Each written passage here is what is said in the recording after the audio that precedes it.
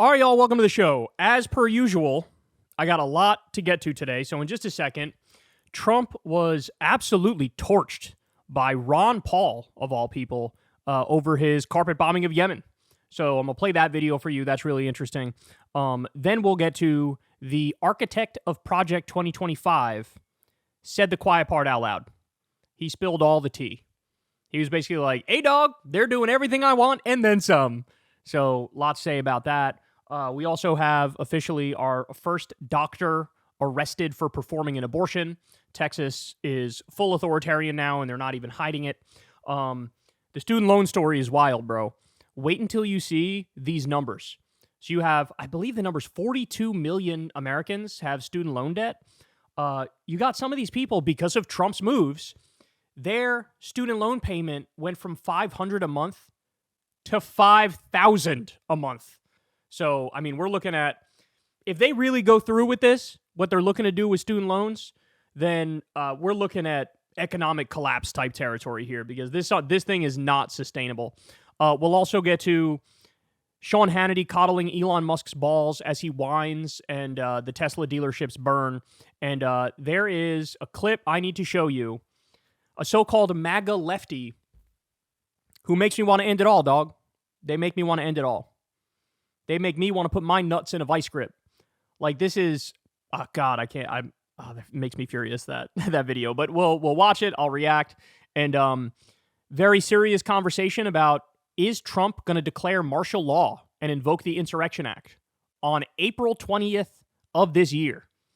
There's some evidence pointing in that direction. I'll lay that out for you. And also, Tim Walz exposes Gavin Newsom. He went on his podcast, and without even trying, Tim Walz really ripped the mask off of what Gavin Newsom is doing with his podcast and this new posture that he's taking. So everybody, do me a big favor. Please subscribe to the channel. That helps out big time, and it costs you nothing at all. And of course, much, much love to all of you who support this show on Patreon. Literally could not do it without you. A lot of you guys just pay $5 a month to hook a brother up, because we're real independent media, man. I've never talked to an advertiser or a corporation. I've never done an ad read. I've never talked to a billionaire. We are really grassroots, and you guys make that possible. So again, thank you from the bottom of my heart. If you're not supporting, please consider, or you could tip with that thanks button on YouTube, or you could go to Substack, that link's below as well, and sign up for Crystal Kyle and Friends, where you get full interviews, the video version that we have with our guests. Okay. Oh, and by the way, I should have pointed this out a long time ago, but we've actually known for probably a week now. We are having everybody's favorite New York City mayoral candidate on the show this week. That's right, Andrew Cuomo. No, I'm kidding. We're not having Andrew Cuomo. We're having Zoran on the show. So I'm super excited for that. You're not going to want to miss that. All right, now let's go ahead and dive into it. So let's start with Ron Paul. So, as you guys know, Trump on the campaign trail, he would honestly contradict himself endlessly when it came to foreign policy. Half the time, he would sound like a warmonger and like a tough guy, bro, and I'm going to make everybody respect us. And then the other half the time, he would sound anti-war, right? And this is classic Trump, contradict himself all the time, say polar opposites from one day to the next. But there are some people in MAGA who really tried to like latch on to the more anti-war things he said, and they use that as fuel and justification for, this is why we like him. I mean, Trump famously was like, Liz Cheney's a warmonger. All she wants to do is shoot people. Kamala Harris is a warmonger. But look, now the results are in. Trump's already been in office for about 2 months, and he is, at this point, an even bigger warmonger than George W. Bush. This guy is warmongering with Canada and Greenland and Denmark and Panama and Mexico and Iran and Venezuela and Yemen. And I mean, the list goes on. Like, it is, I've never seen anything like this. He's threatening anybody and everybody who's like an ally of ours, right? And on top of that, also going after countries that are no threat to us whatsoever. Now, I'm not the only person that's recognized this. Liberals and lefties are not the only people who've recognized this. Some of the libertarians are going, you know what? Sort of fuck you. And so one of the politicians of the old school, who is one of the most principled politicians, agree or disagree with him, is, of course, a guy by the name of Ron Paul.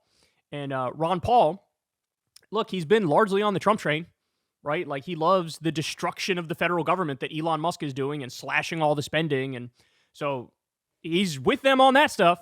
But when it comes to foreign policy, now he's drawing a line. So he released this video here going after Trump, and it's actually pretty damn good. Let's watch and we'll break it down. Hello, everybody, and thank you for tuning in to the weekly report. President Trump, stop bombing Yemen and exit the Middle East. Over the weekend, President Trump ordered a massive military operation against the small country of Yemen. Was Yemen in the process of attacking the United States? No. Did the president in that case go to Congress and seek a declaration of war against the country? No. The fact is, Yemen hadn't even threatened the United States before the bombs started falling. Last year, candidate Trump strongly criticized the Biden administration's obsession with foreign interventionism to the detriment of our problems at home. In an interview at the Libertarian National Convention, he criticized Biden's warmongering to podcaster Tim Pool, saying, "You can solve problems over a telephone. Instead, they start dropping bombs. Recently, they're dropping bombs all over Yemen. You don't have to do that." Yeah, once in office, Trump turned to military force as his first option since the Israeli-Hamas ceasefire plan negotiated by President Trump's special envoy, Steve Witkoff. Yemen was left Red Sea shipping alone. However, after Israel's implemented a total blockade of humanitarian relief to the citizens of Gaza last week, Houthis leaders threatened to again begin blocking Israel's Red Sea shipping activity. That was enough for President Trump to drop bombs and launch missiles for hours, killing several dozen Yemeni citizens, including women and children, in the process. After the attack, Trump not only threatened much more force to be used against Yemen, but he also threatened Iran.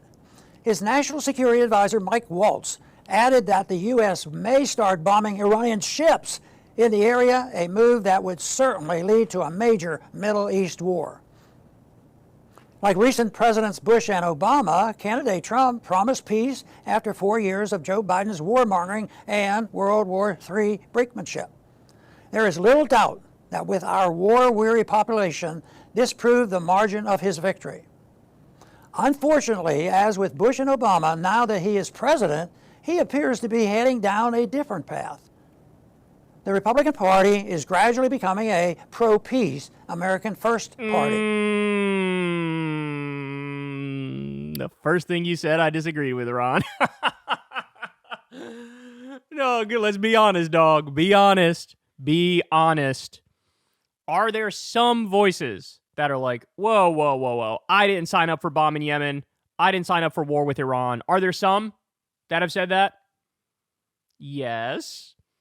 Are there more who now flipped on a dime and are with Trump, and now they're pro-war, and now they're cheerleading, and oh, America's respected again, bro. America's respected again. There are way more MAGA doing that.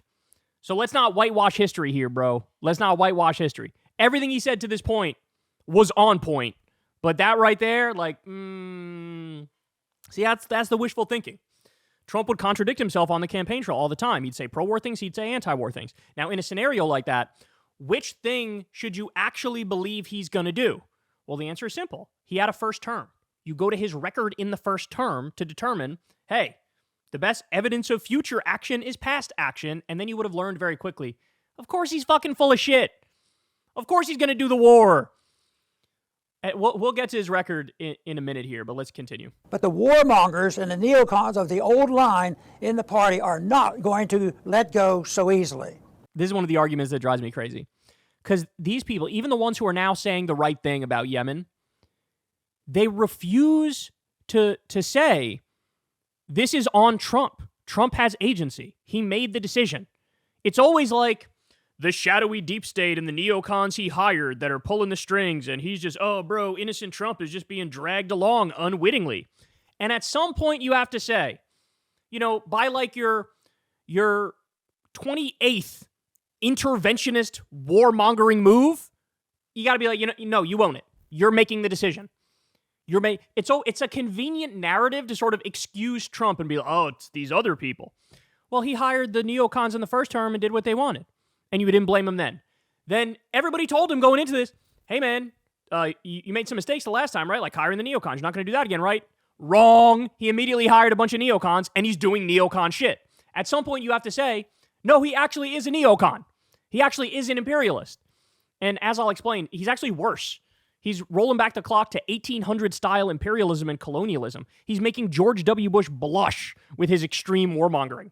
Unfortunately, many of these dead enders have found their way to senior positions in Trump's administration, with voices of restraint and non-intervention nearly nowhere in sight among his top tier of advisors.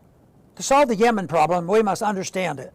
Russia and Chinese ships, for example, are not being threatened because they are not enabling the Israeli demolition of Gaza. The slaughter there has been facilitated with U.S. money and U.S. weapons. It is the U.S. doing Israelis' bidding, both in Gaza and in the Red Sea, that is painting a target on us and unnecessarily putting our troops at risk of retaliation.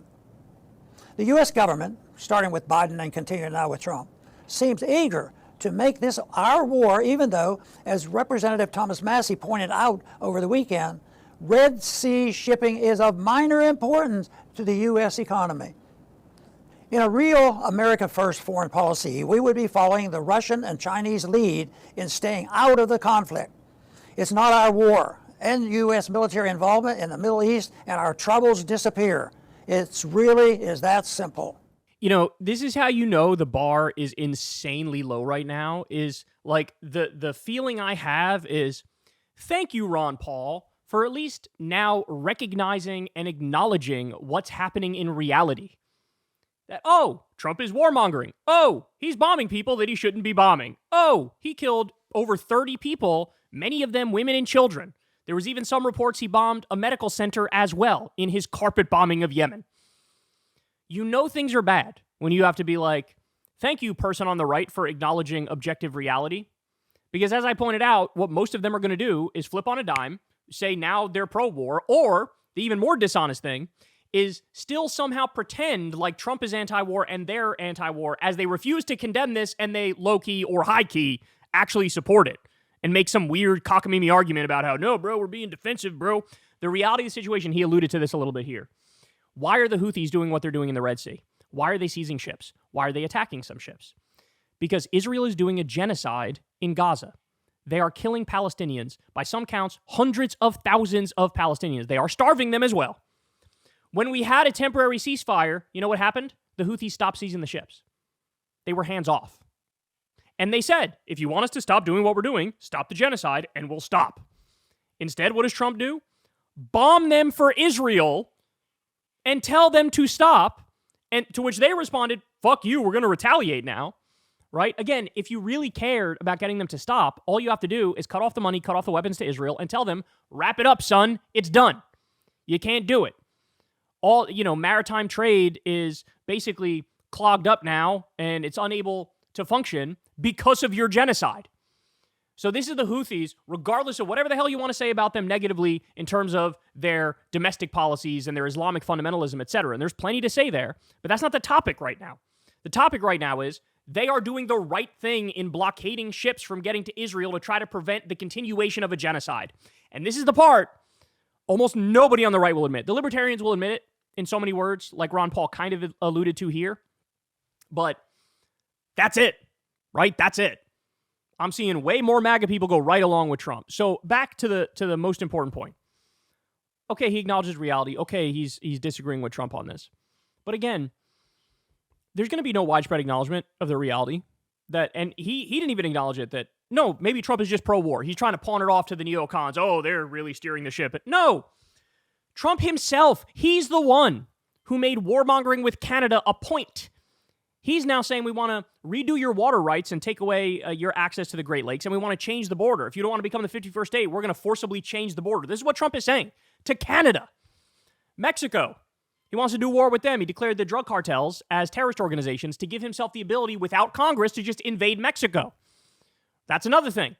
Nobody else is, it's not anybody else that's saying it and then like making him believe it. He's doing it. He came up with the fucking Greenland idea. It was him. By the way, there's some reason to believe that actually is tied to Peter Thiel and Palantir, because Peter Thiel wants to make that his like libertarian paradise. And of course, these people donated a tremendous amount of money to Trump.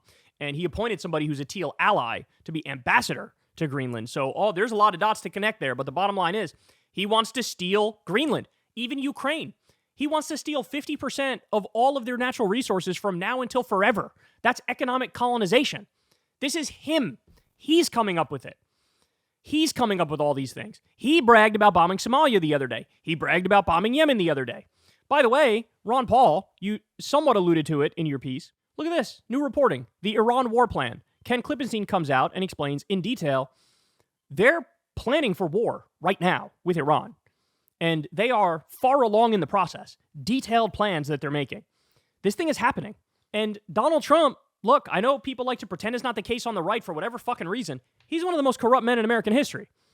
He's taken hundreds of millions of dollars from the Israel lobby and from Sheldon Adelson and now from Miriam Adelson. And guess what that buys?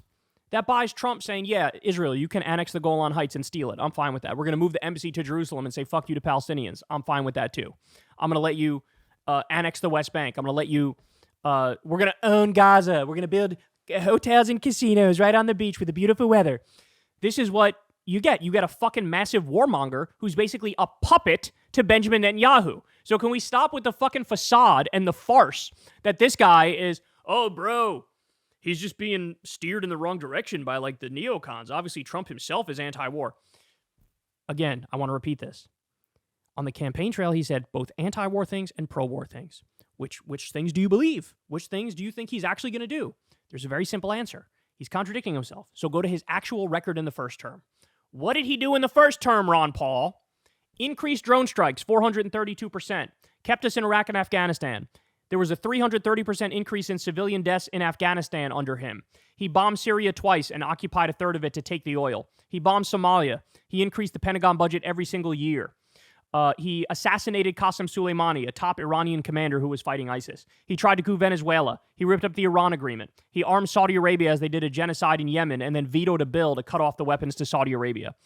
Now he's saying he wants war with Mexico. He said Joe Biden isn't supporting Israel enough and letting them, quote, finish the job. He dropped a Moab on Afghanistan. He ramped up, we already talked about the defense budget. He hired John Bolton, Mike Pompeo, Gina Haspel, all insane neocon warmongers to run his foreign policy. His first military raid as president killed a young American girl. He pardoned Blackwater war criminals who did the Nisour Square massacre. He signed pro-torture executive orders. And very famously, he said, we should take out the families of terrorists. Take out their families. Take out their families. Meaning saying, hey, we'll take out women and children on purpose. I will do that. That was his record in the first term. Fuck what he says. Fuck what he says. Who cares what he says? What did he do? That's what he did. You going to pawn all that off to just the neocons? No, the buck stops with him. He made the decisions, right? And now he's an even bigger warmonger in the second term. And it's like, I guess we got to give Ron Paul the Fell for It Again award. I'm not trying to be too much of a dick here because he's saying the right thing now, kind of. But like, we warned you. And then the other thing that drove me crazy is that Biden's foreign policy was not great. It wasn't. But when he did do genuinely good things, he never got any fucking credit for it. When he pulled out of Afghanistan, everybody and their mother fucking shit on him and nobody came to his defense. I was the only fucking one who said, this is based that he's pulling out of Afghanistan. Yeah, things are going to shit, but they're always going to go to shit. It's a fake fucking country. The government is made of paper mache.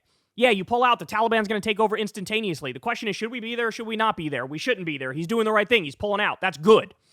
Everybody shit on him the second he did it. When everybody said beforehand, we want to get out of Afghanistan. Then he delivers and then they fucking turn on him. Never mind that. He also nearly eliminated the drone war. Biden stopped with all the fucking massive drone bombings that both Obama did and Trump did way more of them. Never got any credit from anybody for that, right? So this is part of my frustration too, is that there's this myth of Trump as being a dove, right? And it's almost like no matter what evidence you throw at people, they don't believe the truth. And then now it's like, oh shit, wait, he bombed these guys? He's planning a war with Iran? I don't know, man. That doesn't seem very good. These fucking neocons around him. No, it's him. It is him. It is him. It is him.